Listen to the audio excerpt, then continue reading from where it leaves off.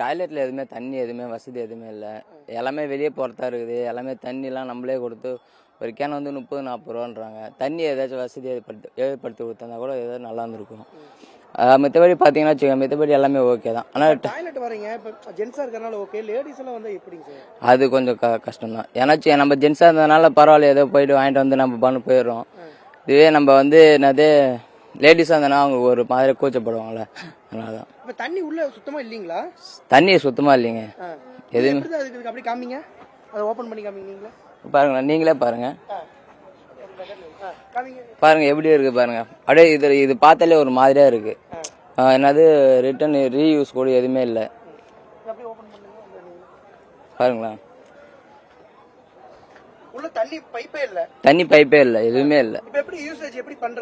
Usage வந்து நம்ம 30 ரூபா 40 ரூபா கேன் வாங்கிட்டு வந்து நமக்கு அர்ஜென்ட்னா நமக்கு தான் வந்து ஆகணும். அதே தான்.